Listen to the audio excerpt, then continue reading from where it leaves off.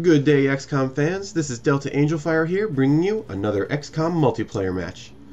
This time we're going to be looking at a match between our hero, Ryokan, who is also a fellow YouTuber and avid forum goer of the official XCOM forums, and his opponent today is going to be former number 1, current number 3 on the leaderboard, is going to be the Twitch TV Tornis.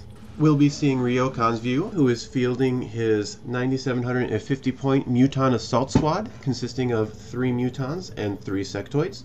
And his opponent is fielding a slightly higher point value Super Soldier Assault Squad. The Muton is kind of a hard unit to judge. It weighs in at a hefty 2,850 points, so you're never going to be able to field more than 3 of them at any given time in a ranked match. They come with a relatively low 8 hit points. This is about equivalent to any of the medium to lowly equipped soldier builds, but they come with a hefty plasma rifle which does a good amount of damage, and they get a good deal on an alien grenade, which not only deal area of effect damage, but can also reliably destroy cover, giving units better opportunities to flank an exposed enemy. Now, the sectoids themselves are not units that should be taken for granted either. Their plasma pistols may not look too impressive on paper, but they do have a significant chance to destroy any cover your opponent might be hiding behind. After your opponent's cover is destroyed, you're leaving his units open and exposed, making it easier not only for your other units to hit them, but also increasing the chance that you're going to do critical damage. And that's another benefit of the sectoids. While their plasma pistol doesn't do too much damage normally, on a critical hit it can do up to 6 damage, which is pretty significant. Sometimes you may be able to achieve this by just simply destroying the opponent's cover, but just as often you'll be wanting to just walk your sectoids right up in the middle and open ground and just take your shot there and not worry too much about the consequence of losing them, since they were a pretty cheap unit to begin with. And now we're beginning to see one of the weaknesses of the Muton. They're not significantly fast, so what you really need to do is get up close with them first and then start dealing your damage. You can see he ran one Muton around the side to try to get a little bit of a positional advantage, but his other Mutons weren't able to do as much damage as they would have liked to. Whenever a Muton dies still holding his alien grenade, that's a fairly significant loss.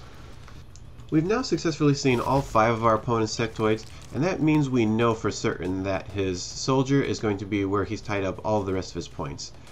Now, considering the position that he's in, we have a good chance of getting up right close and personal with all of our units, dealing as much damage as possible, even if our opponent's assault is immune to the critical hits because of his build. What I really would have liked to see was Ryokan move this farther Muton first, so that even if he couldn't get into a good enough position, he could use his alien grenade to not only take out the wall and deal some damage to the assault behind it, but possibly catch one of the enemy's sectoids in the blast as well, killing it too.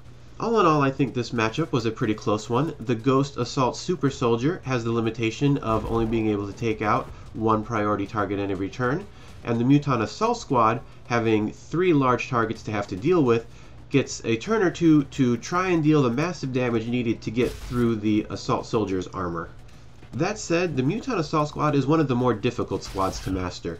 You have to try to find a way to get your Mutons up close to the enemy without getting spotted, so that you can actually take full advantage of your grenades without leaving yourself susceptible to a preemptive strike by your opponent. This is made more difficult by the fact that Mutons have a relatively slow movement speed, so you have to make hard decisions on when to dash and when you need to hunker down and try to draw the enemy in a little closer within the range of your grenades. That's the GG. Thank you guys for watching. I hope you guys have learned something interesting from this today. Big thanks to Ryokan. Thanks for giving me permission to cast some of your matches. I wish you the best of the luck in the future, and if you guys are interested in going to see him, I'm going to give you a link in the video description down below. And with that, I will see you next mission.